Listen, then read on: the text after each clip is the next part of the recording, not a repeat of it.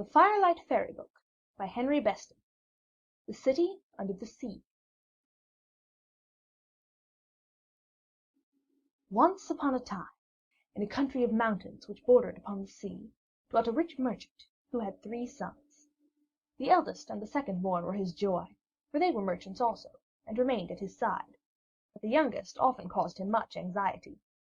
Not that this youngest son was a wild or a bad lad, but love of the sea and desire for adventure ran like fire in his veins, and he could not bring himself to sit beside his father and his brothers in the counting house. Weary at length of the constant reproaches of his kinsmen, he turned away one night from his father's house and joined a ship as a common sailor.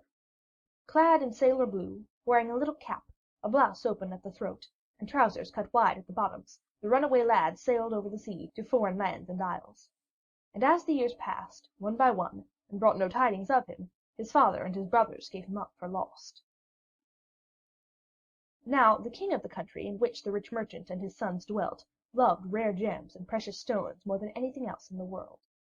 Hidden secretly away in the deep foundations of his castle lay his treasure room.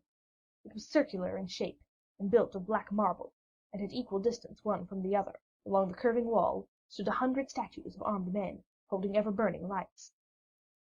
100 coffers of green stone lay on the floor, one at the base of each statue, each coffer piled high with gems.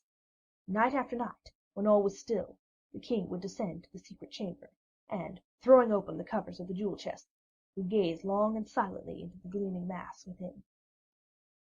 One night the king led his neighbor, the Emperor of the 7 Isles, to the jewel room, and showed him his treasures. "Are there fairer jewels to be found in the whole world?" said the king proudly. "They are indeed noble," replied the Emperor, nodding his gray head. "But how happens it that the Emerald of the Sea is not among them? The Emerald of the Sea is the most glorious jewel in the whole wide world. Years ago a fisherman of the Land of the Dawn found it in a strangely carved box which a storm had washed into his nets. I saw it when I was but a young prince. It hung by a chain from the throat of the Princess of Dawn, and shone there as if the very secret of the sea were hidden in its heart." "Where is this emerald to be found?" asked the king, who was consumed with the desire to add the jewel to his possessions. "Tell me, that I may at once send an expedition in search of it." "I have not heard of it for many a long year," replied the Emperor, "but I think it is still in the Land of the Dawn."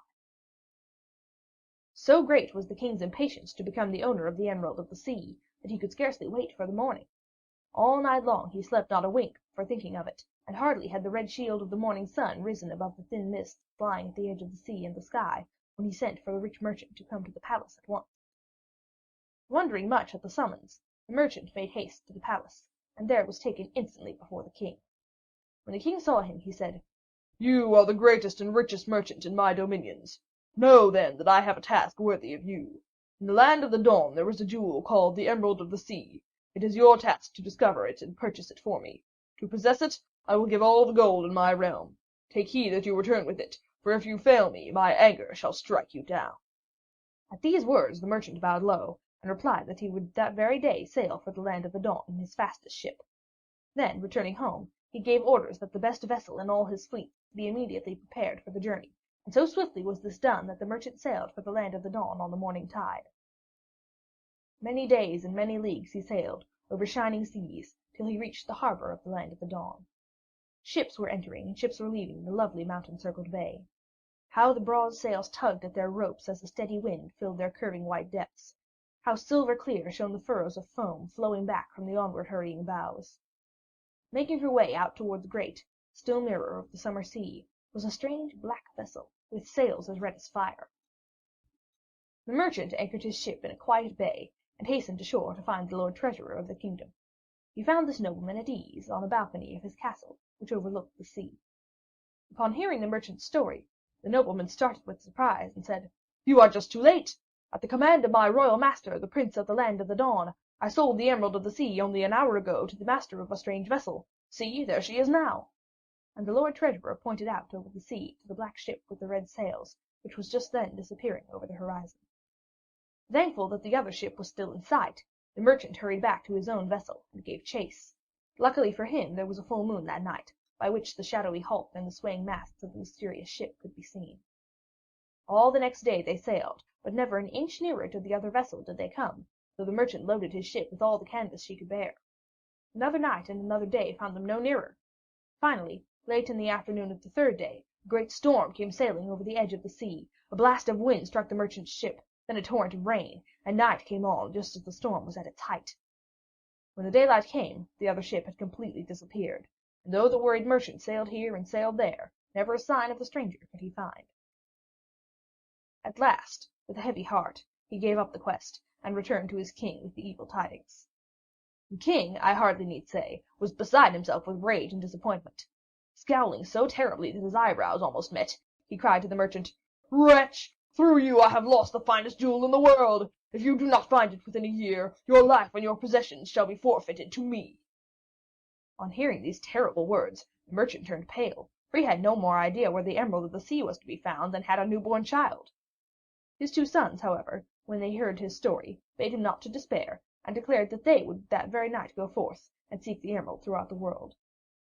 Now, because the poor merchant could not bear to be left quite alone, it was finally agreed that only the eldest son should go in search of the jewel, while the second born should remain at home.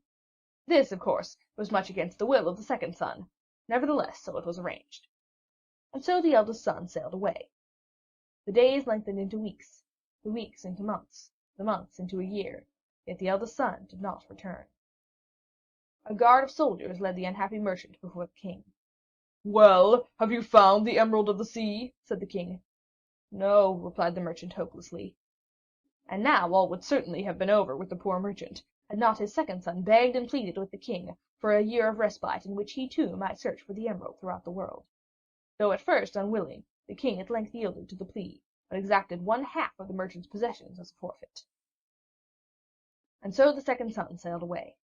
Days lengthened into weeks, weeks lengthened into months, the months into a year, yet the second son did not return. Cruel storms wrecked so many of the merchant's ships that he lost the other half of his possessions, and was forced to take refuge in a miserable cottage by the marshes beyond the town. On the last night of the year granted him by the king, the unhappy man sat in his poor house by a crumbling driftwood fire, listening to the surf breaking on the beach that edged the marsh. Far away he heard the bells of the royal city sounding the midnight hour. Neither the eldest son nor the second born had returned. The second year of respite was at an end. Nothing now could stay the anger of the king. Suddenly there came a vigorous rat-tat-tat on the door. "I am lost," murmured the poor merchant to himself. "The king's soldiers are already at the door." And advancing unsteadily across the room, he threw the door open wide. A gust of wind from the sea blew in, which bent back the flame of the taper in his hand, and then, across the threshold, stepped the youngest son. He was still a sailor, and clad in sailor blue, and there was a cutlass in his belt. So shaken with joy was the merchant that for some time he could not utter a word, but merely clung to the strong shoulders of the young seaman. As for the sailor's son, he managed to let his father know that he had returned from distant lands only that very evening, and had just heard of the disasters which had overtaken his family. As they talked, steps were heard outside, and then, without waiting to knock, a sergeant of the king's guard forced open the door, and, followed by a handful of soldiers, entered the wretched room, and took the merchant and his son prisoners. They spent the night on the straw in the royal dungeons, and in the morning were led before the king.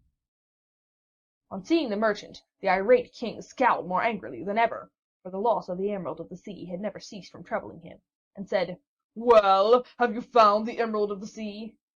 "No," said the poor merchant. "Summon the executioner!" cried the king. And now the poor man would certainly have bade farewell to earth, had not the youngest son, like his brothers, interceded with the king. At first the king would not hear a word of it, and called to his guard to take the prisoners instantly away. But it being whispered that the sailor, although not much more than a lad, had once fought bravely and been sorely wounded in the royal service, he at length gave ear to the youngest son's prayer, and said, "Yes, you shall have another year. But know that this year shall be the last. If you do not return with the Emerald of the Sea within 12 months, nothing shall save you. I have spoken." And thus the sailor's son went in search of the emerald. What happened to him upon his search, in what situation he discovered his brothers, and how he visited the city under the sea, you shall shortly hear. Now, the youngest son had a little boat of his own. It was so small that when the wind no longer filled its sails it could be rowed along, and in this boat the sailor lad began his voyage. From harbor to harbor, from nation to nation, he sailed, but never a soul he found who could tell him aught of the strange black ship with the fiery sails, or the lost Emerald of the Sea. Even the people of the Land of the Dawn could tell him only that the gem had been sold to an unknown prince. Presently the winter of the year overtook him, and in one of the sudden storms that heralded the coming of the cold, his little boat went ashore on a rocky coast, and was soon pounded to pieces by the breakers. Thrown into the sea during the wreck, the sailor was himself so tossed and trampled by the waves that he reached the shore far more dead than alive. Indeed, had it not been for a poor fisherman and his wife, there would have been no more story to tell. These good people, I am glad to say, rescued the sailor from the fury of the waters, and nursed him back to health and strength again. When his strength was quite restored, the sailor told this good couple the story of how he had gone forth to seek through the wide world the Emerald of the Sea. "But, my poor lad," said the kind fisherman, "the Emerald of the Sea has vanished forever from mortal eyes." "What, you know of the emerald?" cried the sailor. "Alas, yes," replied the fisherman. 2 years ago the Prince of the Unknown Isles sent the finest vessel in his fleet to the Land of the Dawn to buy the jewel. A beautiful ship was she, with a hull as black as night and sails as red as fire. My brother and I sailed in her crew. The jewel was taken aboard. Our brave ship set sail for the Unknown Isles. Hardly were we 3 days out of sight of land when a storm overtook us and sank the vessel. I chanced to be tossed in the water near a great fragment of the mast, and clung to this until a passing vessel found me. Of all aboard, I alone survived. 40 fathoms deep lies the Emerald of the Sea, never more to be seen but by the dumb creatures of the waters." At these tidings, the brave sailor's heart became like ice. Nevertheless, he cried, "Alas, good friend, I know that what you say is true, yet shall I not despair, for, come what will, I must save my father." Hearing this, the fisherman's wife, a quiet, good body, who had had little to say, whispered that it would be well to first consult the Witch of the Sands. "The Witch of the Sands? Who is she, and where can I find her?" cried the sailor. "The Witch of the Sands dwells 100 leagues from here," replied the fisherman's wife. "All the mysteries of the water are in her keeping, and she has an answer for them all. You must go to her and ask her to help you." So the sailor thanked the good fisherman and his wife, and set out to walk the 100 leagues to the house of the Witch of the Sands. His path lay along a desolate and lonely shore, on whose rocky beaches the wooden bones of old wrecks lay rotting, half buried in stones and weeds. Just as the 3rd day's sun was sinking in the shining waters, the sailor arrived at the witch's dwelling. The witch made her home in a deserted old ship, which a storm of long ago had cast far up on the sands. As for the witch herself, she was a woman so old that the sailor thought she must surely have been living when the moon and stars were made. A fringe of seashells circled the crown of her high hat, and round her wrists were bracelets of pearly periwinkles. Just as the sailor approached the witch's door, a young fur seal, who had been basking in a little pool left along the beach by the tide, hastened out of his puddle, and, running swiftly toward him on his flappers, nuzzled his hand with his sleek wet head, just like a young dog. "Down, Neptune, down!" cried the witch shrilly. "Good evening, madam," said the sailor in his politest manner.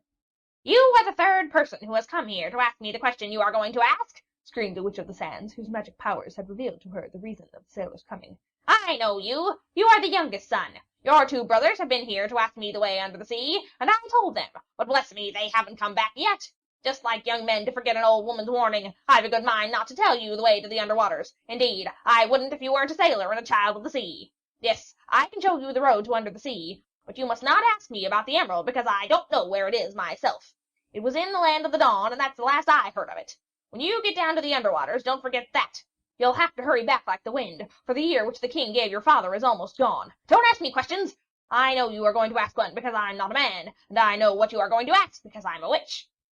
And the strange old lady laughed, and putting her hands on her waist, swayed so violently from side to side that the seashells on her hat rattled and clinked. Then, after a pause to gather breath, she continued, "Before you can go down into the waters, I shall give you an enchanted ring. Mind you bring it back, for there are only 3 of them in the whole wide world, and your brothers have the other 2. Goodness me, but I don't know why I let them take my magic rings. Now that I come to think of it, I don't know as I shall let you take my ring. However, it has been on my mind for some time to tell the king of the city under the sea that he has been telling the tide to come altogether too near my ship. You can take the ring if you will promise to deliver my message. Promise!" There was a pause, and the sailor, who had listened to the witch's every word, solemnly promised to carry her message to the king under the sea. He was just about to ask a question or two, when the Witch of the Sands, drawing another long breath, cried out again, "Don't ask questions! I told you once and I told you twice, and I'll tell you as many times as there are drops of water in the sea. The path of the city under the sea begins 100 leagues to the north. In the high cliffs there, when the tide is low, you'll find the mouth of a great cave. Walk down this cave and down and down and down till you feel the water rising round your feet. Then put on my ring and walk boldly ahead. In a little while you will see the city shining in the waters. Once there, seek out the king and tell him of your quest. But on no account," and here the witch solemnly turned round 3 times, "eat or drink anything offered to you while you are in the under waters. If you do, you will forget everything of your past life, your father, your quest, and the Emerald of the Sea. Let one drop pass your lips, and you will spend the rest of your life under the waves. Here's the enchanted ring. Put it in your pocket." With these words, the witch took from a little leather purse a simple golden ring and handed it to the youngest son, who put the ring in his pocket, thanked the witch, and set off for the cavern which led to the city under the sea. You may be sure it did not take him very long to find it. After feeling carefully in his pocket to see if the ring was still safe, the sailor plunged on into the winding cave. In a short time, the roar of the breakers on the beach, which had been loud at the mouth of the cavern, began to fade and grow faint, and the tunnel grew dark and cold. Feeling for the wall of the passage with one hand, the youngest son advanced into the blackness. Creatures of the sea, with round, shining eyes, stared at him from shallow pools, and now and then his hand, running along the wall, would touch and shake from its place a starfish or a great snail. Down and down and down went the sailor. Presently he heard the lapping of wavelets in the darkness, and a few minutes after he felt himself advancing into deepening water. Stopping for an instant, he put on the golden ring. Then, walking on ahead, he felt the water rise from his ankles to his waist, and from his waist to his throat. One step more, and the water closed over his head. Once under the waves, the sailor hesitated, uncertain as to which way to turn. Little by little, however, his eyes grew accustomed to the touch of the water, and he saw, lying on the bottom a few feet ahead of him, a small ball glowing with a pale phosphorescent light. Stooping to touch this strange object, the sailor discovered it to be a small round sea plant which had anchored itself to a stone, and presently he discovered that this light was but one of thousands, which together formed a long straight line across the level floor of the sea. Rightly imagining these lights to be signs of a sea-world road, the sailor advanced along them. A slow walk of 10 long leagues brought him to the gate of the city under the sea. There was very little light there, save for that which came through the waters from the world above, and this was but a faint, pale green glow, which lay, more like a shadow than a light, on the roofs and tower tops of the submerged town. The sailor walked unchallenged through the gate, and found himself in the great street of the city. Along the broad avenue grew giant sea plants with brown leaves, set out in rows like trees, and through the foliage which moved heavily in the currents, little fish darted like birds. Many people walked slowly to and fro, strange people of the sea, all dressed alike in tight-fitting garments of shining, fish-like scales. The sailor looked into their faces, and saw that a broad golden ring encircled the pupils of their eyes. Suddenly 2 men of the sea, distinguished from the others by swords of red stone, moved through the water, and, seizing the sailor in their webbed hands, hurried him before the king of the underwaters. On a coral throne, in a great hall roofed with a circular dome, sat the king. The flowing waters within were bright, and a queer, pale green light pierced through the hall from a kind of fountain of light in the center of the floor under the dome. Approaching this shining fountain, the sailor discovered it to be a mass of glowing sea creatures, living flowers of the deep, which, even as he looked, stirred their mysterious petals. "Welcome, wearer of the enchanted ring," said the king, staring hard at the sailor with his large golden eyes. "You come at a fortunate time. This is the very evening we celebrate the wedding of the second of my 3 daughters with the mortal wearer of the second ring. Stand you upon the stones of the throne, for they are coming at once. Let the trumpets sound." At this command, 2 youths of the sea lifted huge conch shells to their mouths and sounded them. Great doors instantly opened wide, and a gorgeous procession entered. First appeared a dozen pages, then in walked the Sea King's second daughter, hand in hand with a merry young man, in whom the sailor recognized his second oldest brother. Presently the conch shell sounded again. "The prince and princess!" cried a voice. The king leaned over from his throne and whispered in the sailor's ear, "My eldest daughter and her husband. They were married just a year ago. The prince is a youth of the world above, and wears the first of the enchanted rings." Now entered the eldest princess of the sea, walking by the side of her husband. And in the husband, the young sailor beheld the elder of his 2 brothers. And though the young sailor stretched out his arms to them, neither of his brothers remembered him, for while faint and hungry they had forgotten the warning of the Witch of the Sands, and had eaten of the bread of the underworld. Thus had the memory of the world above, the lost emerald, and their father's plight faded away. The conches sounded a third time. "Come to the wedding banquet," cried the king. "You shall sit beside my youngest daughter." And now the sailor lad, willy nilly, was hurried into the banquet hall, and seated at the royal table beside the king's youngest daughter. And she was quite the most beautiful of all the three. Noticing that the youngest son touched no food, she said to him, "Why do you refuse to taste of the wedding banquet?" "Princess," replied the sailor, "I have come to the under waters to seek the Emerald of the Sea, for if I return to my own country without it, my father's life will be forfeited. Would you have me forget?" "But you will never find the Emerald of the Sea," cried the princess. "Never find the Emerald of the Sea? What do you mean?" said the sailor anxiously. "The Emerald of the Sea has disappeared," continued the little princess, fixing the sailor with her golden eyes. "Years ago it was stolen from my father's treasury by a wicked prince of the under waters. My father pursued him and overthrew him, but in the struggle the emerald was lost, and rising to the surface drifted to the shores of the land of the Dawn.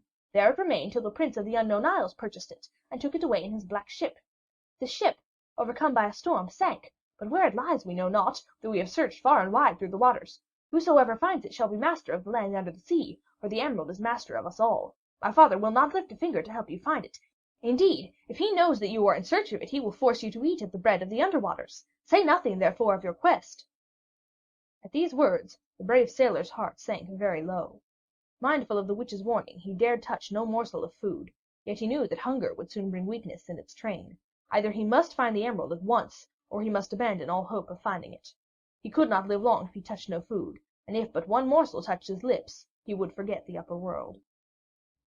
Far away, the poor merchant, whom the king had now cast in prison, watched the days pass one by one, and the last year approach its end. Every morning he would ask for tidings of his sailor son, and ask in vain. Now, when the wedding banquet was over, and the ball which followed was at its height, the eldest of the princesses called her sister, the bride, aside, and said to her, "We must rid ourselves at once of this newcomer. Do you not see he is the younger brother of our husbands? I beheld him stretch out his arms to them as they passed. Who can tell but that he may lead them away from us? Let us tell our servants to lie in wait for him and deliver us from such a danger." So said the eldest sister of the golden eyes. Alas, I fear that the people of the underwaters are sometimes quite as shocking as those of the world above. Later that evening, just as the poor sailor was standing by one of the great doors, a dozen or so stout rogues in the service of the eldest sister fell upon him, bound him with cords, and dragged him through the water to the royal stables. Now, the people of the underwaters, having no horses, for sea horses are but tiny creatures, had tamed great dolphins to carry them about. 100 of these monsters, each with a bronze ring in his nose, were ranged along the sides of the stable, and on the fiercest and angriest of them all, the princess's servants tied the sailor. How the great fish, fastened by a bar to a chain and his nose ring, pulled, rolled, swerved aside, and thrashed his tail! But all his twistings were of no avail, for the poor sailor lad was soon fastened to his back with a rope of seaweed. Then the creature was released from his chain, given a blow to the side with a whip of shark skin, and turned into the wilds of the underwaters. For half an hour, the fish, frightened at his burden, fled at lightning speed over the roofs of the city, and sped into the lonely plain. Then, seizing his mad flight, he tried again to shake himself free of the sailor. He turned, he leaped, he dived, but all in vain, for the sailor was securely fastened to his back. Terrified anew, with a swift motion of his great fins, he shot violently to one side, and rushed on and on into the darkness. All that long night he fled. Toward the morning of the next day, however, the sailor managed to work one arm free and draw the cutlass from his waist. With this he made short work of his bonds, and rolled off the fish's back. The great animal, delivered of the weight which had laid upon it, rose on the tip of its tail and shot madly toward the surface, and the sailor tumbled through the waters to the bottom. Weak and hungry, the poor young seaman gazed about in the half light, and found himself on the lower slopes of a sunken mountain rising from the ocean floor. In no direction could he find a sign of the city under the sea. Hoping, however, to see better from the mountain's top, he decided to climb it. Strange plants and shells lay in the crevices of the weedy rocks, schools of bright fish fled past him like living arrows, and huge crabs scuttled away as he appeared. Suddenly, lying on her side in the little ravine of the mountain, he saw a ship, the black ship of the Emerald of the Sea. Weary and weak though he was, it took the sailor but a moment to clamber aboard and hurry past the broken masts into the captain's cabin. A steady green radiance shone in one corner of the weedy room, and, hastening toward it, the sailor found, at last, the Emerald of the Sea. The box which enclosed it had rotted away and fallen apart. "Victory!" cried the sailor. "Victory! The emerald is mine at last, and I shall save my father." He took the great jewel from the broken box and rested it in the cup of his two hands. How it glowed on the pale flesh! Then, thrusting it into a pocket and holding on to it with one hand, he hurried out again to the mountain side. In the world above it was high noon, and the level rays of the sun beat deep into the green waters. So bright had the slope become that the sailor lad felt sure he could not be far from the surface of the waves. Moreover, the mountain top rose above the waters; it would form an island in the upper world. And so indeed it was. Climbing on toward the top of the mountain, the sailor first scaled a steep cliff, and at the top of this he found a gentle slope of sand. The sun's rays now illumined the water so brightly that the air seemed only a little distance away. Presently a beach crab ran nimbly away from the sailor's feet. The water grew very much warmer. The shore was at hand. A few steps more and the youngest son emerged on the beach of a beautiful isle. Half blinded by the sun, he walked toward the dry land. There he found some delicious fruits growing, and a rippling brook of crystal water. He ate and drank, and his strength returned. Himself again, the sailor took the Emerald of the Sea in his hands and cried, "By the power of the Emerald of the Sea, I summon here the two elder princesses of the underwaters and my true brothers, their husbands." There was a sound of far thunder underneath the clear blue sky, and a moment later 4 heads rose out of the water, and shaking the salt spray from their eyes, the princesses and the brothers walked through the shallows to where the sailor was standing. Now, the princesses were very much frightened when they beheld the sailor holding the all-powerful emerald, and falling on their knees before him, begged him to forgive their misdeeds, and not to take away their loved ones. Tears fell from their golden eyes and mingled with the drops of the salt ocean still coursing down their black scales. As for the brothers, they would have hurled themselves upon the sailor had not the magic force of the emerald prevented their approach. "Be merciful and forgive," said the younger of the sisters. "After all, had we not caused you to be spirited away, you never would have found the emerald." "Yes, that is true," said the sailor. "My brothers shall decide for themselves. Break, then, the spell which binds them to the underwaters, restore them to their memory of the past, and if they choose to remain, I shall not try to lead them away. Reverse the spell." "That is easily done," said the elder sister. "Let them but touch the food and drink of the upper world, and their memory will return." And in less time than it takes to tell it, the sisters offered the enchanted brothers water from the rivulet. When they had drunk of it, both became as pale as death, and their eyes opened wide, and they stared as strangely as men suddenly wakened from sleep. Then, seeing their younger brother, they ran to him and threw their arms around him, and asked 1,000 questions about their father and the quest of the emerald. The golden-eyed brides watched them with sad faces, and finally broke into quiet tears. Imagine their joy when their husbands returned to them and bade them be of good cheer. Thus was true love found to be mightier than the mightiest spell. Now, when the princesses of the sea had dried their tears, the sailor and his brothers took counsel as to how the Emerald of the Sea might be brought to the king in time to save their father's life. You may judge of the sailor's horror when he discovered that because of a bad error in the calendars and clocks of 6s and 7s, a city he had visited in his search for the emerald, the life of his father had been forfeited to the king 3 days before. But now we must return to the poor merchant himself.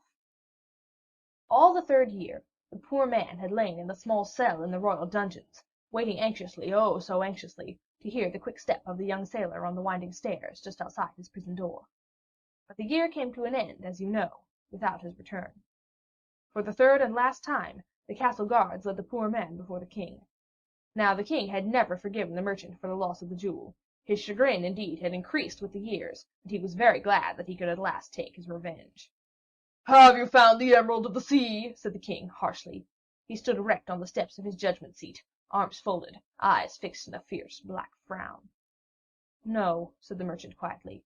"Then you shall seek it for yourself," cried the king. And he gave orders that the merchant be tied hand and foot and tossed into a little boat without food or drink, and then set adrift to die helplessly in the lonely seas. And so this awful sentence was carried out. Bound hand and foot, scarce able to roll from side to side, the merchant lay motionless in his little craft and stared up at the blue sky. Presently a merciful sleep overcame him, and while he slept, a wind arose which swept the little boat along with it. Meanwhile, on the beautiful island, the sailor and his companions, stunned at their discovery, began preparations to return to the underwaters. Just as the twilight fell, all walked together to the margin of the darkening sea and advanced into the waves. Suddenly, the sailor, whose eyes were the keenest, saw a little boat rapidly drifting ashore.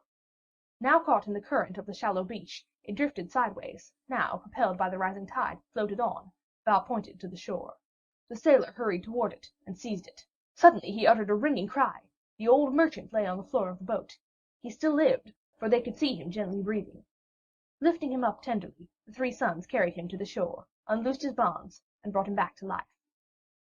Now when the merchant was himself again, the sailor, through the power of the emerald, caused the waves to carry a great ship to the island, and on this ship the three sons, the two princesses, and the old merchant returned to the merchant's country. All landed secretly, however, for they knew that the angry king would seize them if he knew of their return. And so it came to pass that, one night, shortly after the homecoming, word was brought to the sailor that the king had heard of the merchant's escape, and was sending guards to arrest the merchant and his companions. It was almost midnight when the sailor lad received the warning. Taking the emerald with him, he advanced to a window by the ocean, and cried out over the moonlit waters, "Waters of the sea, rise and overwhelm the palace of the king!" Now the king's palace stood apart by itself on a tongue of land running far out into the tide, and soon the rising waters were flowing over the marble floors and pouring in through the windows. One by one the lights of the 1,000 rooms, touched by the waves, hissed, spluttered, and expired. The servants of the palace, one and all, ran away pell-mell and left the dark castle to its fate. Little by little, the advancing water crept from the walls to the balconies, from the balconies to the towers, and from the foot of the towers to their very tops. Finally, all the moon could see as it shone down upon the flood was the weather vane of the highest turret of all. You should have seen the little waves ripple and break about it. And finally, even the weather vane disappeared under the black waves. Locked in his secret treasure room, opening the jewel coffers one after the other, the king remained quite ignorant of the disaster. For some time no sound reached him in his hidden retreat, because the door of the treasure room was very thick and strong. Suddenly he heard behind him the sound of falling water, and turning toward the door, beheld streams of water gushing through the passages between the door and its frame. Horror-struck, he watched the door burst from its locks and hinges. A roaring cascade of cold sea water came pouring into the room, and a moment later the whole castle crumbled and fell to pieces. Now, when the king had met his deserts, the people of the country, who greatly respected the merchant, offered him the crown, but he refused it and conferred it on his two elder sons. Thus it came to pass that the country had 2 kings. Each brother in turn reigned for 6 months of every year, and spent the other 6 months under the sea with the golden-eyed people of the waters. As for the sailor lad, he sailed the sea for many years, and finally married a pretty niece of the Witch of the Sands. Then, like all sailors, he went to the country to live. His house is built of grey stone, ivy climbs over it, and apple orchards lie beneath its window. And they all lived happily ever after.